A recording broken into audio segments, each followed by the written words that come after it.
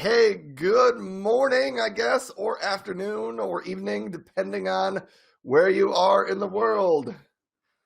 Anyhow, if you happen to be watching and tune in, give us a like and let us know where you're watching from so that we can have a shout out to you and say good morning or good afternoon to you.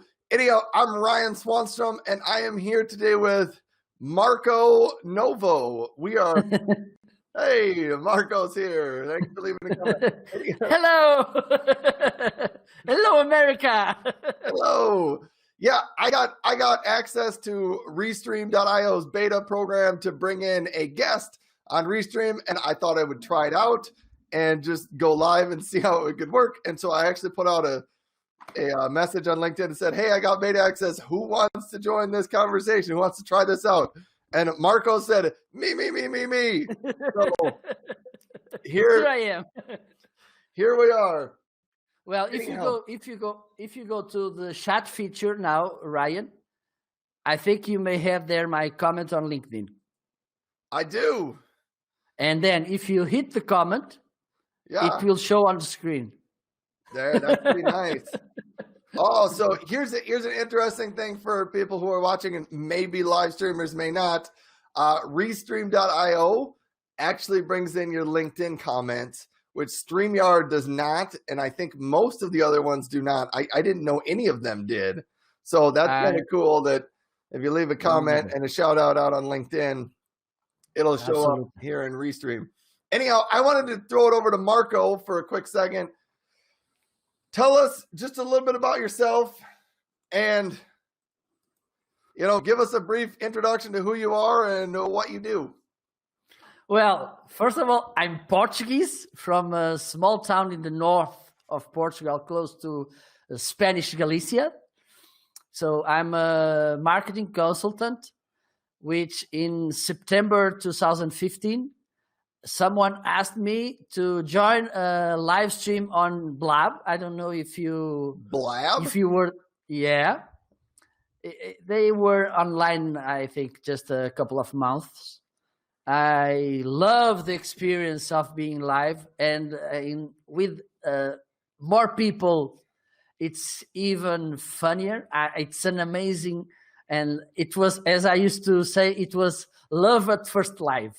And then I've made hundreds of live streamings. I had guests from almost all over the world speaking mostly. Well, I made it in 3 different languages: Portuguese, Spanish, and English.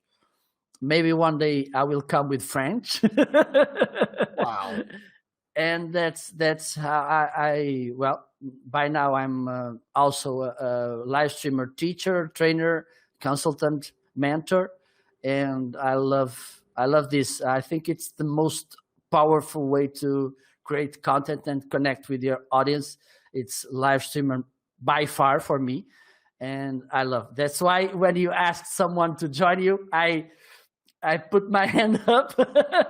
I think it's fun. Yeah, I think one of the most because people who usually on video, they are scared because, oh my God, what people will think about me? I'm not pretty. My voice sounds weird. Because I think, Ryan, you have the same experience. When you listen to your voice recorded, it doesn't sound the same, right? No, never. What I used to say, you get used to that by doing it, because it's do, and you get to use that it's different, because it will never change that. And so that's what I say. It's thrilling. For instance, yesterday I had also, I saw, because I was looking at my studio on Restream, and I saw, oh, I have also availability to go live with guests. You can have at the same time 2 guests on screen while you're doing live stream on Restream. And one thing for me, it's amazing. Yeah, it's that I like to make experiences while I'm live. For instance, there's a new feature, there's something new. I like to go live and let me try it. Let me make mistakes, because that's so authentic. All right.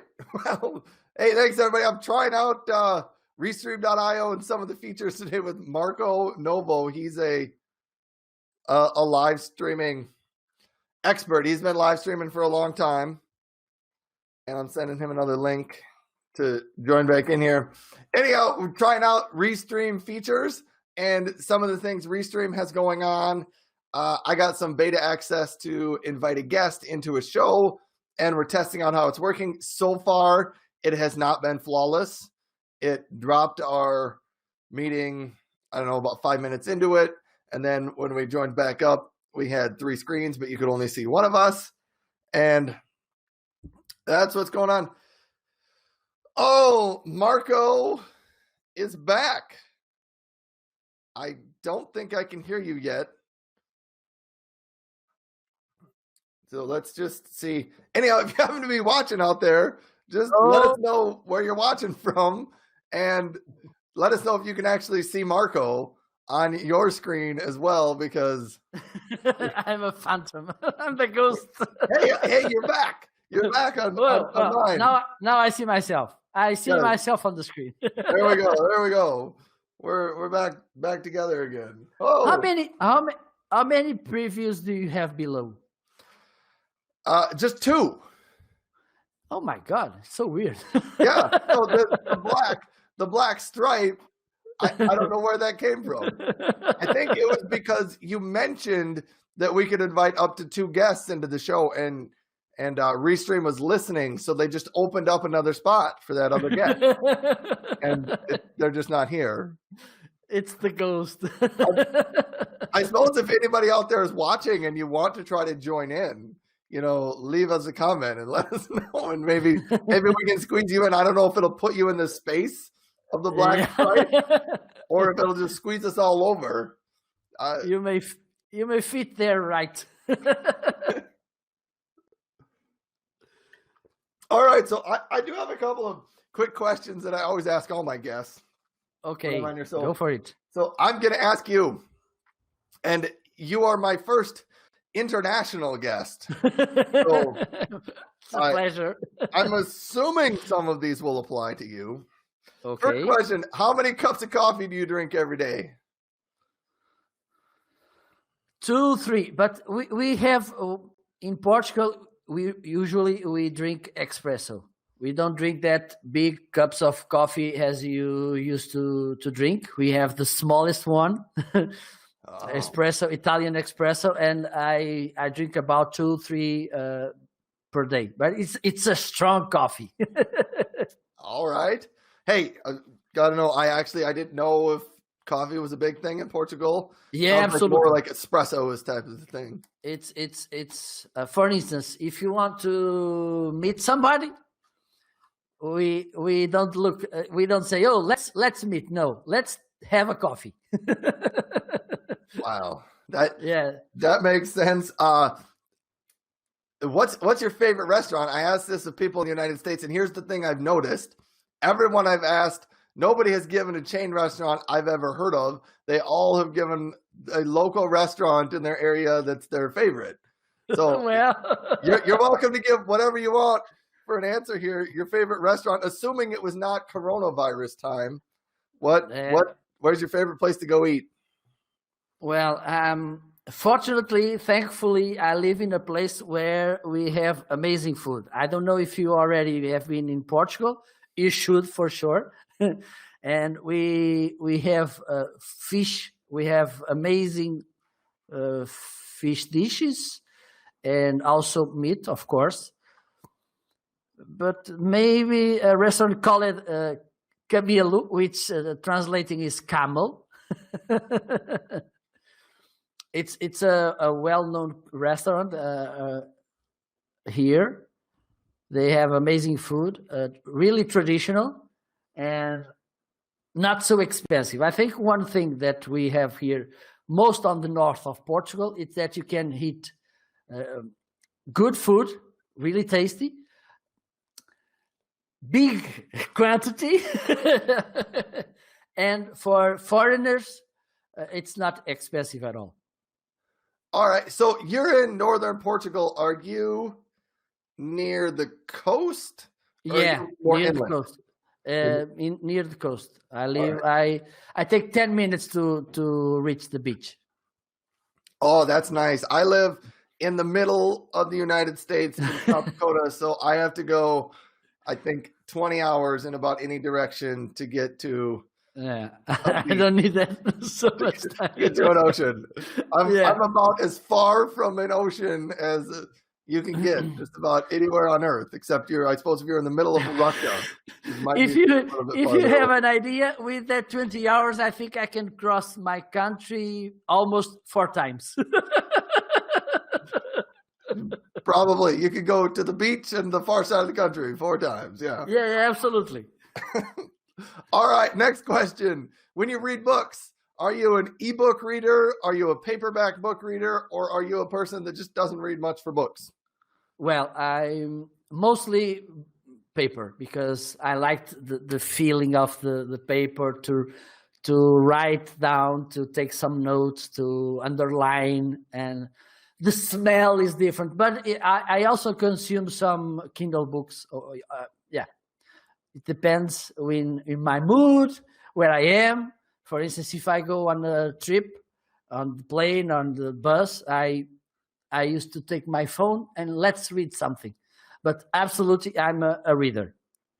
Well, good. I actually kind of like this question because most people have different opinions. I had one guest, Buck Woody, who he had 2,000 books on his device that he could read, and he said I love reading on my device, but I don't have a way to manage them all because when you get 2,000 books, it's hard to find them.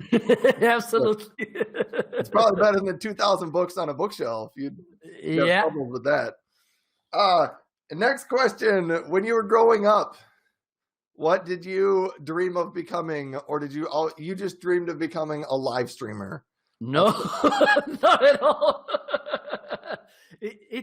I think most of the things that happened in my life were by accident, because when I was I don't know 14, 13, 15, I wanted to be a physical education teacher, a sport teacher, because I love sport, but more in a viewer perspective. Well, I used to play soccer often, but now by this situation, I can't do it. But yeah, I like as Portuguese, we have to like soccer. but yeah, and I was willing to be a sport teacher, but I don't know why. One day I was. It was a few days before I applied to college, and I was thinking, oh, I like this thing. I'm a little creative. I like these things of publicity and something. Let me find something related to this. We have a kind of book with all the courses you can find in Portugal, and then I saw in Oporto, which is close from here. Marketing. Okay, let me try. Right. Yes. And it was my second option. I applied. Okay, I waited till the day the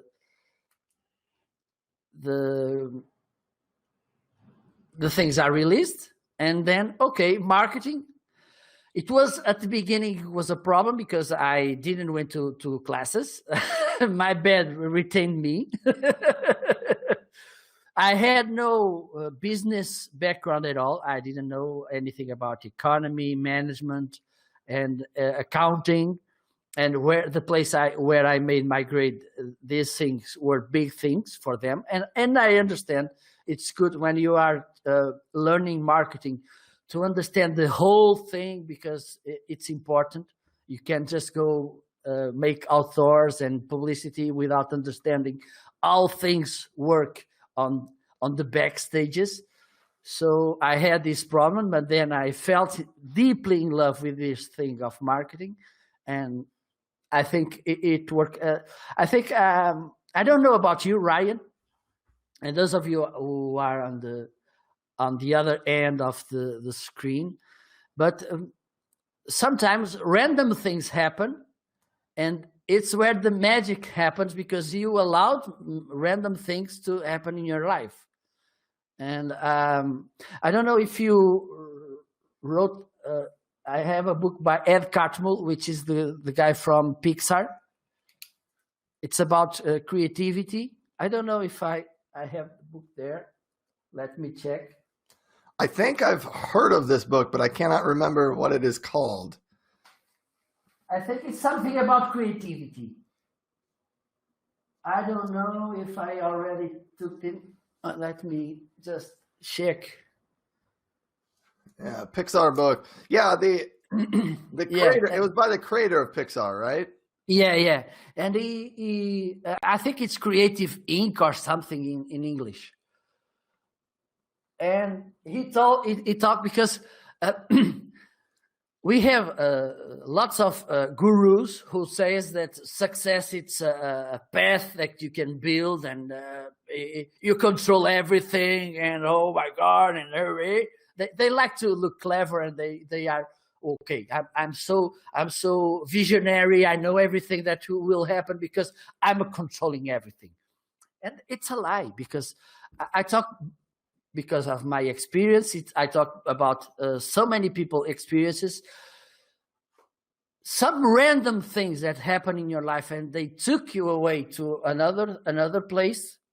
And my life is filled with these kinds of things. For instance, look, that day it was I think 14th of September, 2015. I was navigating on my Facebook's feed, and a friend of mine shared, "Oh, I'm on Blab, join." I went there. He asked me, "Oh, do you want to join?" And I wanted. If at that time I was not looking at my Facebook's feed, this magical didn't happen. It was so random. Right. So, for instance, one day I was also Facebook is a nice place for random things. Oh man, I was scrolling. There's a quote for you. Facebook is a nice place for random things. Absolutely. Other day, it was in October 2017, I think. I was navigating on my feed on Facebook, and I saw a post about a Congress in Spain. It's a city not 200 kilometers from here. And I was looking, oh, it sounds nice, not expensive, it's not far. For instance, for me, it's cheaper to go to Spain, to that city, than to go to Lisbon, which is in Portugal. It's way cheaper. Right. And I said, and let me see. And there was a Portuguese speaker. Oh, let me see if I find this guy. I searched for him on Facebook. I had him and sent him a message. Look, I've seen this Congress. What do you think about it? It's worth? Okay. Silly question, but oh yeah, it's nice. Come. I subscribe. I don't know how. Oh my God, I forgot the word. I bought the ticket. Yeah. I went there, and again, it changed my life in professional matters. So again, it was a random thing, which changed my life strongly. So I think we should not listen or that thing. Oh, you can buy. Oh, that thing. You should plan your life 10 years ahead. And really, look what COVID made us. And now, yeah, it's hard to plan. I don't know, 2 years ahead, let alone yeah, or 10 years ahead. But I was joking a few minutes ago when I said you dreamed of growing up to be a live streamer, but I don't know how old you are, but live streaming really has only been a thing I don't know, maybe 15 years. Has it been around that long? I don't know. It exploded. I've been listening to people that made live stream 10 years ago or something. I'm about to make 5 years of live streaming. I had no idea, Ryan. I had no idea that I like performative things. I like to play theater. I like to make karaoke. Also, I have some artist thing on me. But I had no idea that live streaming would become a thing for me. No, absolutely. But yeah, I think that's why it's good to plan, of course, but don't be too strict to everything that you plan, because some things in the betweens may come ahead, and you should pay attention to that also. Right. Yeah. You can't always plan for some of these things. Like I've been professionally working for 20 years in data science. In 2001, when I started, data science really wasn't a thing. It was 10 years before it was actually a thing that people did and talked about and was really a job. And so I couldn't have grown up wishing I was going to be a data scientist, because it really wasn't a job and a career. And tell me a little bit about, for those of you that are watching, we're just talking with Marco Novo. He's a live streaming expert, been doing this for about 5 years, and we're trying out some beta features of Restream today. And so that kind of got us here, but there wasn't really a whole huge agenda for this meeting, other than I want to know if we can get these beta features to work. And you can see there's an extra blank screen to the side over there. You can't really figure out why that's there. I can't get it to go away. It's part of the beta, trying things out, seeing what things break and what things work and don't work. So that's kind of fun, I guess. But we're just dealing with that. It's a ghost partner we have on the conversation. Yeah, ghost partner. They never disagree with us. Never. They laugh at all our jokes just quietly. Yeah. Marco, tell me a little bit about, like, as far as a live streamer, do you do a weekly show? Do you do regular cadence? Like, what do you do for live streaming? Tell us a little bit about that. Nice question. I have this challenge, which is I'm a solo player. So there's times that I can do it. There's times I'm not on the mood. And so lately, if you have, for you and to us who are watching us have an idea, since I got availability to go live on LinkedIn, which was on 22nd of December, I think. Till now, I made more than 100 shows. Because one big thing about Restream, Ryan, and you should take a look at this, it's the metrics they provide you. I did see they provided metrics. I don't think I can look at them as we're talking. No, please don't do it. That will end our show, I think. Yeah, but they provide you with metrics. They are I think it's the most powerful platform to watch metrics, live stream metrics. Facebook, it's on its way. YouTube also. LinkedIn, not at all. But Restream, they have amazing insights in metrics. So I try to go live every day of the week with some reflections, showing how some tools works. With interviews, I think you may agree with me, Ryan, that interviews, it's huge. Everything that you can get and can bring to your audience, to your guest. I think it's a win-win-win relation because the three parts get wins on that. So usually, and during this COVID thing, I've been doing even often because I want to share some tools. I want to come to try things.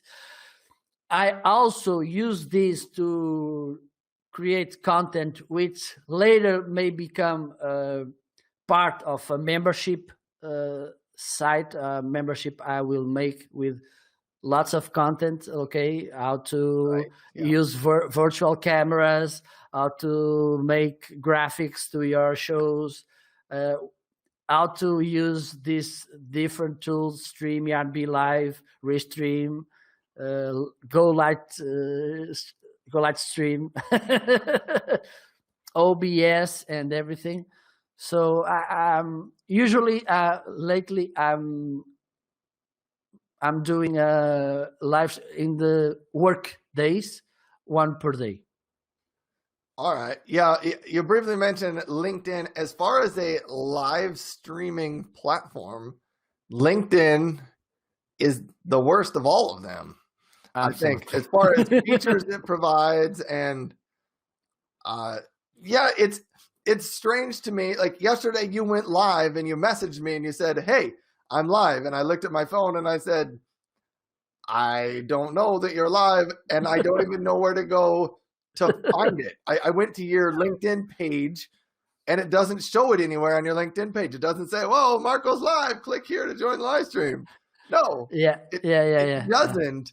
And yeah, I mean, LinkedIn doesn't really provide you a whole lot of metrics of who's watched, when they started, when they stopped watching, who jumped in.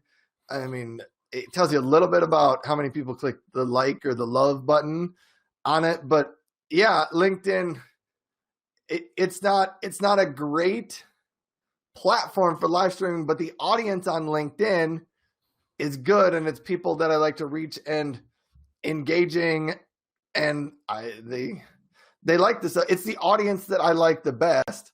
So that's why I like to go live on LinkedIn the most. Yeah. Yeah. For me, it's excuse me. It's the when it makes sense for me to go live. It's on LinkedIn because I'm mostly a B2B provider. I'm a marketing consultant, so mostly my audience it's business owners, freelancers, or something, and they are on LinkedIn. Right. And also it's not so appropriated to talk about marketing and business, even though I make it, or I try to make it in an easy way to make it on a Facebook. I used to say, for me, Facebook is like a bar. You go to a bar, you hang with your friends, you talk about sports, you talk about girls, you talk about your new car and everything. And in the betweens, people may watch you or may listen to you. LinkedIn, it's about businesses. So people are willing to listen to you if you have a good message, of course. If you are talking about nonsense, oh, okay, maybe you find someone. But if you want to talk about, it's like an office where people want to engage with business conversations. Yeah, so that's the thing about LinkedIn. You use the business in quotes because there's a lot of things that can be business, but when people go on LinkedIn, they are really more of a mindset of, I'm looking for helpful tools to either grow my business or to learn some insights from some other people, rather than I'm going here to watch somebody kick a soccer ball from the third story, bounce it off the scoreboard and make it into the goal. Maybe people would watch that on LinkedIn. I don't know, but maybe, but it's a different mindset when you're on LinkedIn. I wouldn't pick that way. You wouldn't do that. Hey, a little bit of my data science background coming in here. How much have you played around with time of day? Actually, first of all, when you live stream, do you know where most of your audience comes from? Are they from Portugal, or are they from all over the world? And what time of the day do you find works better? Morning, afternoon, evening? I haven't tried a weekend one, and maybe I should, but. Well, my experience says me that after dinner here in Portugal works nicer. But there's a problem by now because comedians, entertainers are there competing with you. You have that problem, and musicians they are competing with you in the prime time. Before, I think, for instance, in Spain, when I do some live streaming in Spanish, an interview, I used to make it before, because even though they are so close to us, they have different habits. For instance, we go to lunch at noon, and Spanish people usually go lunch at 3 p.m. Wow. Yeah, it is. That's different, but yeah. Because they work till 2 p.m. to almost 3 p.m. and they have lunch, and then they have the siesta, and they go back to work at 5 p.m. because it's a hot country. They need to rest that time because it's where the weather it's more hot, so they sleep. All right. At 8 p.m. it's a nice hour Madrid time to go live to there. I didn't know yet how it worked with English speaker, mostly in the US and Canada. I'm not figuring it out right now the best time. I'm not either. So it's 9 o'clock in the morning over here in the United States. At least in the middle of the United States, it's 9. Over on the West Coast, where San Francisco and Seattle are, it's 7 o'clock in the morning. So it's pretty early in the United States, and for the West Coast people, 7 o'clock. I don't know. I've worked with West Coast companies, and 7 o'clock seems early for most of the people there. There's not a lot of them awake. East Coast, it's an hour ahead of us, so it's 10 there.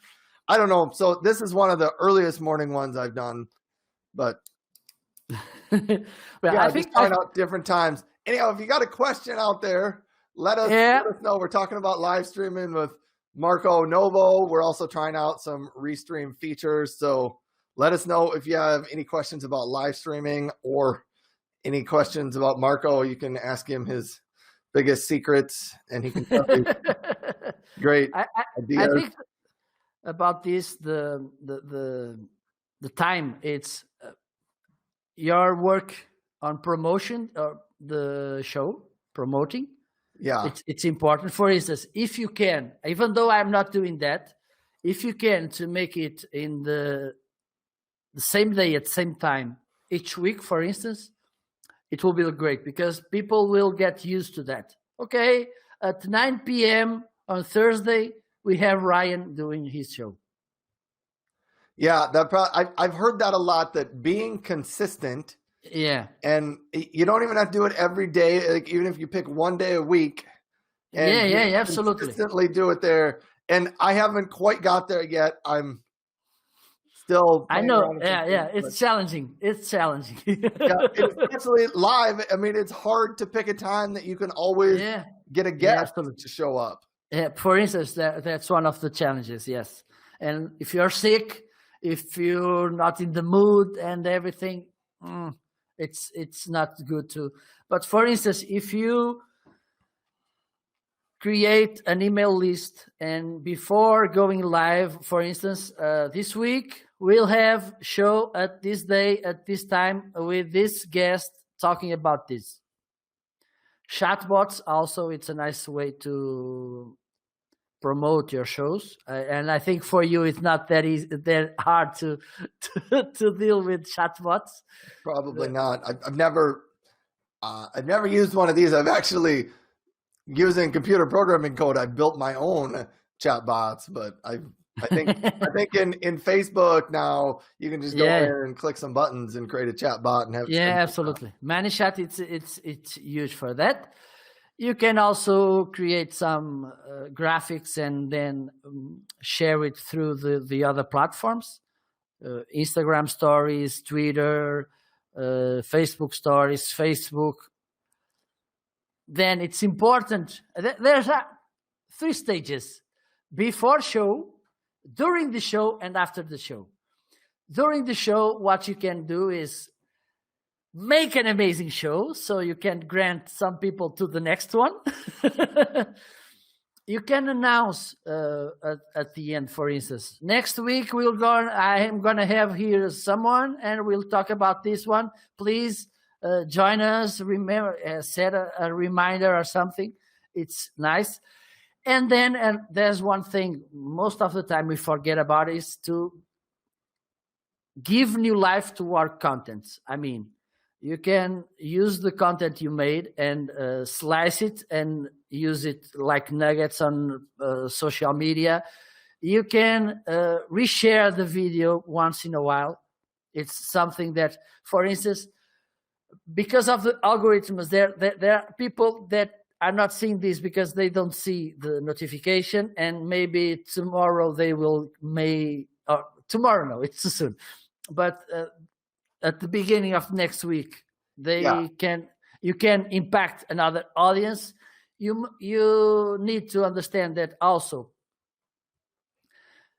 Meanwhile, you will have new followers, new people will come, and then there's no problem to show this content again.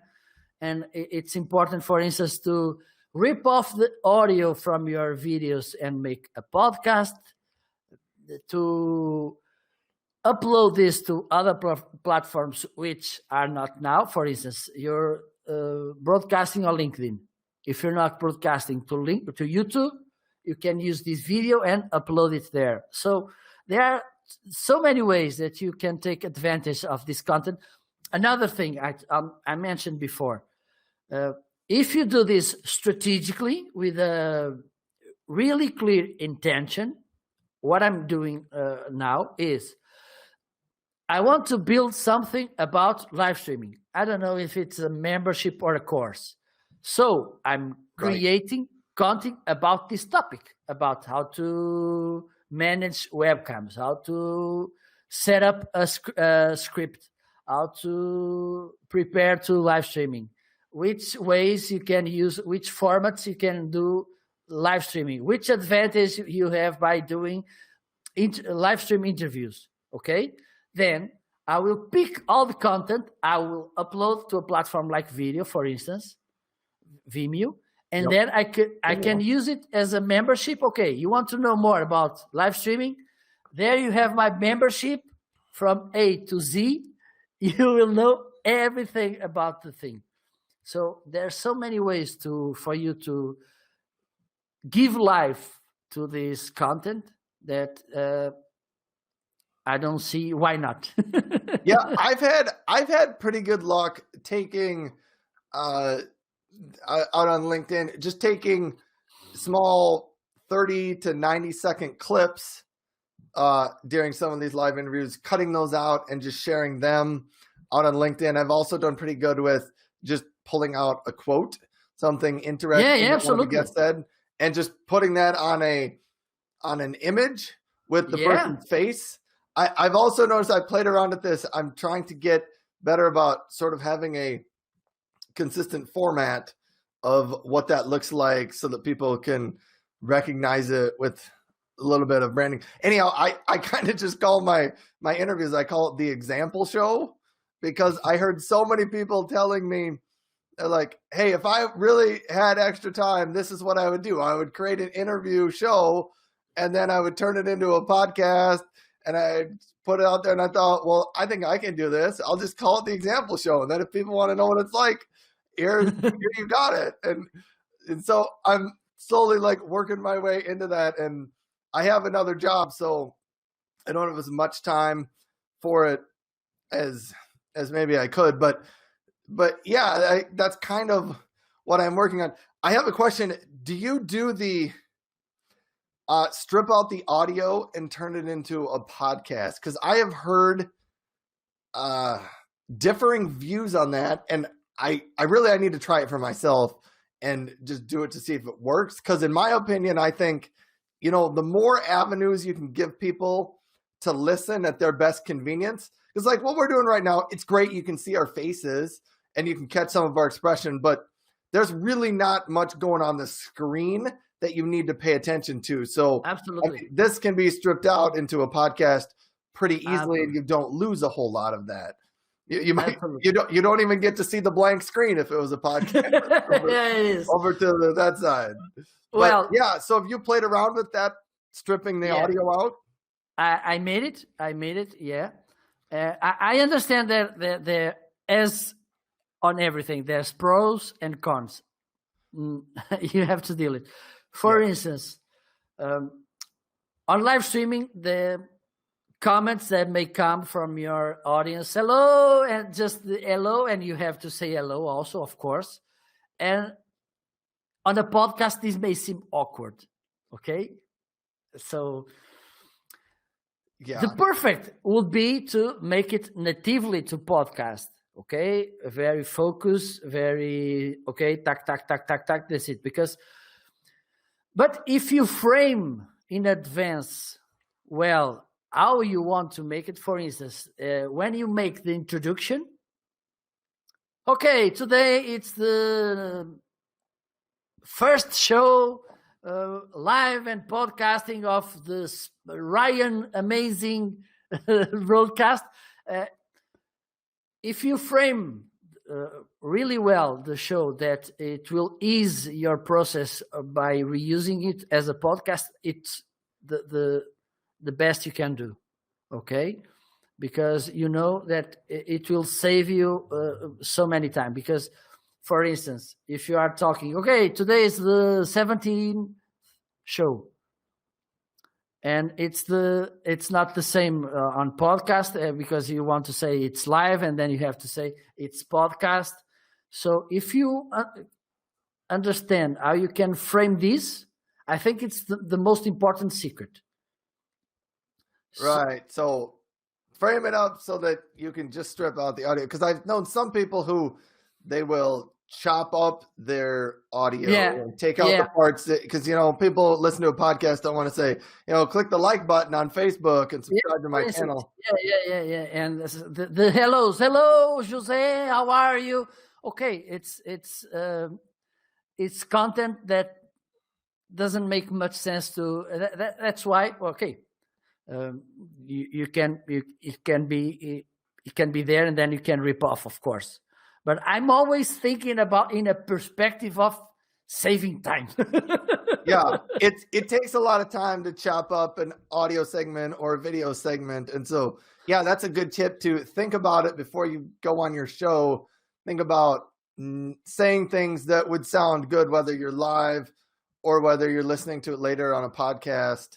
That's the secret. The secret. Yeah, and that's tricky because one of the fun things about live is when people start jumping in with comments, that interaction is fun and interesting, but it makes it a little distracting later on in the podcast. So, for instance, if there's a Q&A from your audience to you or to your guest, and that's why one thing I'm doing interviews since 2000,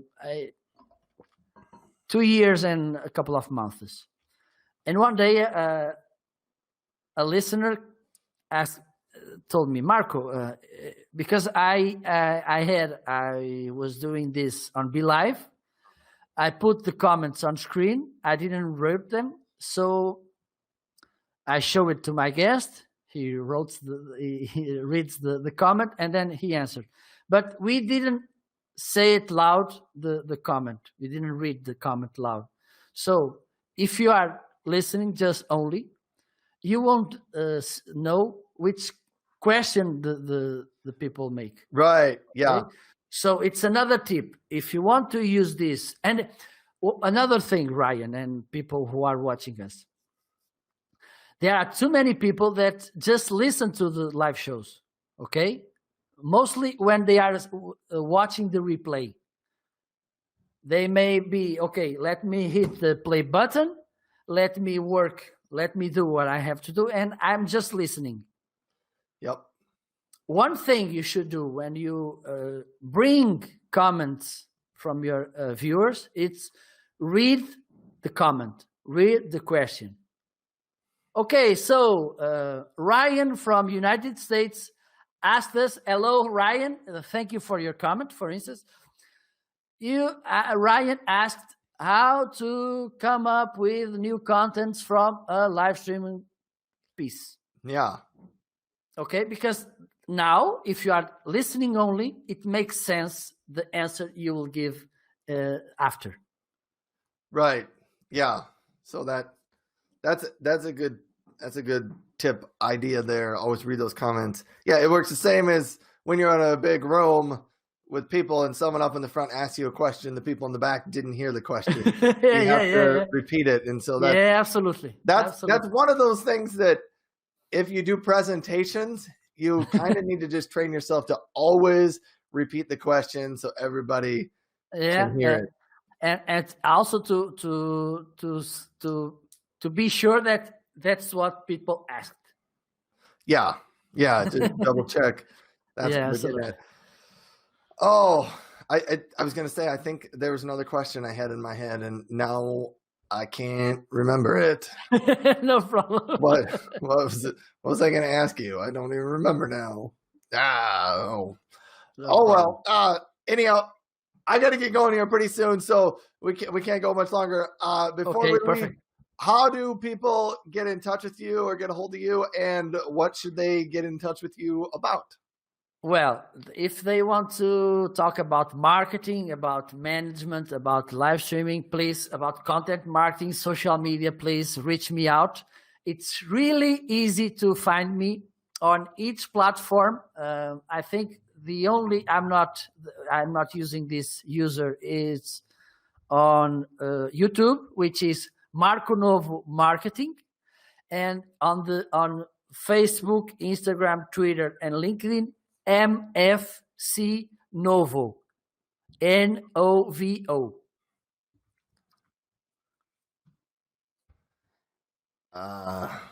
Let me just type this in here. So that MFC Novo. Let me wait. I don't see it. We gotta wait for it to come across the screen here. Let me see. I'm waiting to show up on the screen. Here's another tip.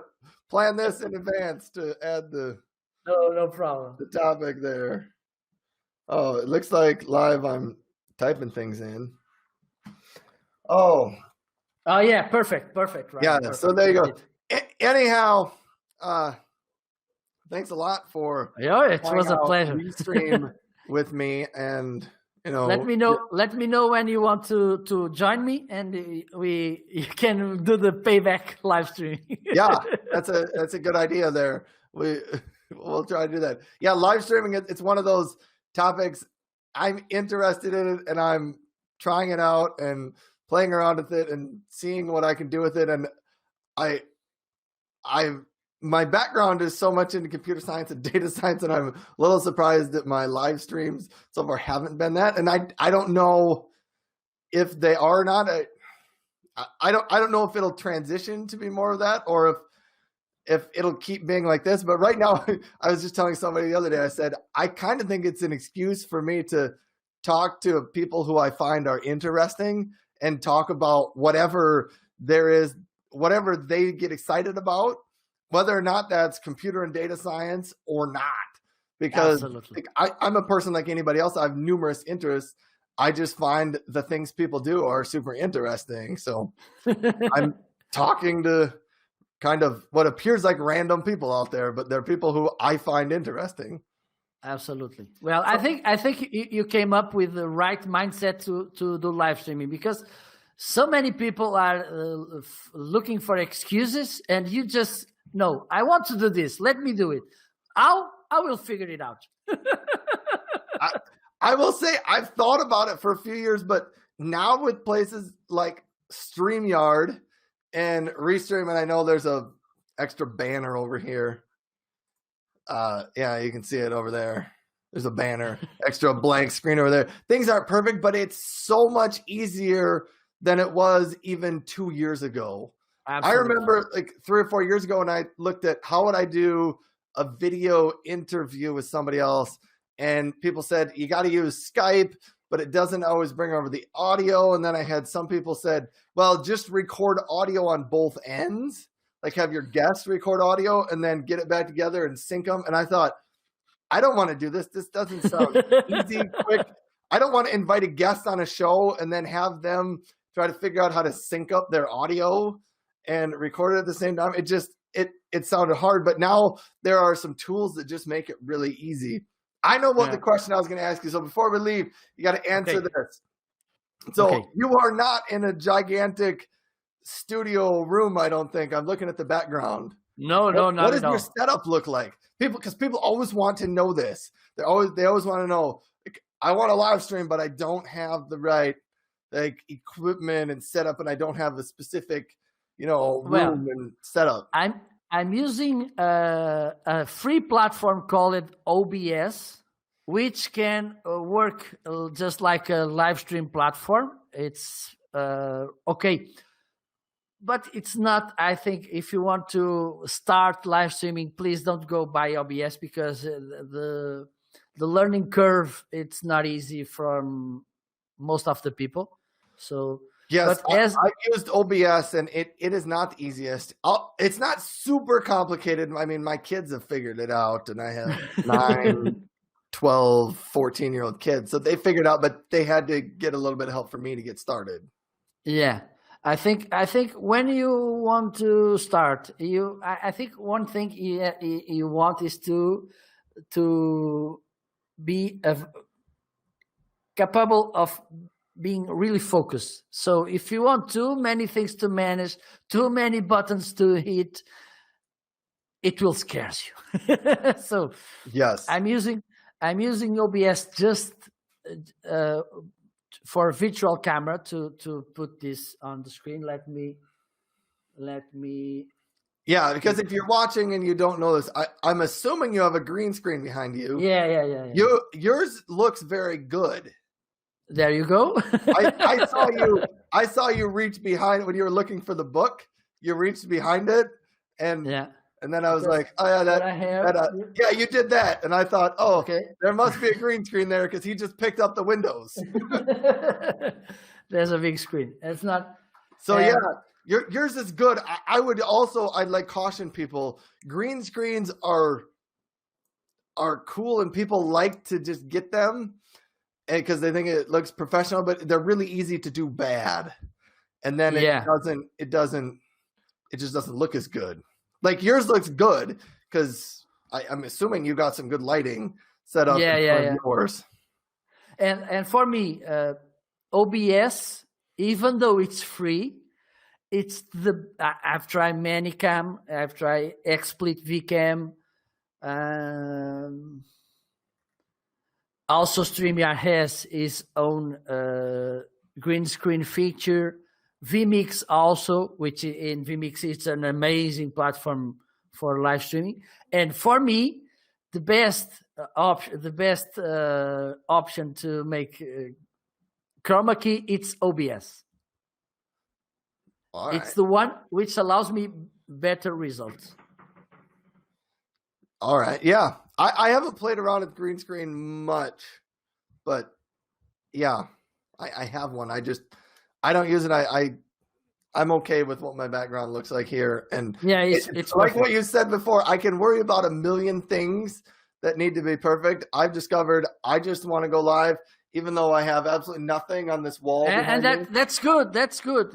I'm okay with it. One thing I used to, I say to people when they ask me about the backgrounds or the dress code and everything, it's everything that shows on screen should reinforce your message or, in the worst case, be neutral. If they are distracting, they are misleading people or something, remove them. Yeah, That's it. that's probably a good tip there. It either needs to reinforce your message or just be neutral. Yeah, because otherwise it doesn't. It will be an awkward experience for those who are watching us. Yeah. Well, and you have what kind of cameras and stuff what kind of camera do you use? Well, I'm really low budget. Well, I use a Logitech C920, which in the United States you used to be able to buy them for about $60. Yeah, I But know. Now that coronavirus hit, I think prices on anything camera, microphone related has gone up. But it was pretty cheap, and I guess I can't really show it to you. I'd pick it up, but I have the same. This big, and it's. I have the same. Crazy. I have the same about 6 years. I'm using this, and I bought it also for $60 or something. And it's even today. It's an amazing webcam for you to start. It's good because one thing I like to say is, don't focus too much on expensive equipment because, for instance, if you go live, you don't like the experience, you think, oh, this is not for me. What will you do with all that expensive equipment you bought? Yes. What are you going to do? Will you resell it on eBay? Yeah, and sell it for 1/4 the price. Yeah, absolutely. That's the point. Start simple. For me, it's really important. No so many expectations. Don't ask too much from you. Just go with the flow. Go easy. Go simple. And I think it's the best way to get results and to manage everything. Yeah. So the Logitech C920. Really, I mean, you said you've had yours for 5 years. It's been around for so long, and realistically, it's super simple. It's just a 1080p camera, and you set it on top of your laptop screen or your monitor, or if you have some type of a stand, and you can kind of just set it anywhere. But you plug it into the USB on the side of your. That's it. Yeah, and that's all it is. For a camera, I use a blue Snowball, which is what this is. Which I don't even remember how much that costs. Yeah, you've got. I think it's about $60 also. Yeah, and so you don't need that to get started. I would say a good microphone is a good thing. It makes it's just easier to listen to when you can understand people. You can get over choppy video or blurry video better than you can get over hearing people say only every other word, and then yeah. What's that? Say that again. Yeah. All right. Anyhow, we got to end this. We could just talk all day, but sometime in the near future, I will jump on and be a part of one of your shows, and we'll do that. But thanks a lot, Marco. Have yourself a great day and probably a great weekend, because I don't know that I'll see you and talk about it. All right. Goodbye. Bye, everybody. Bye.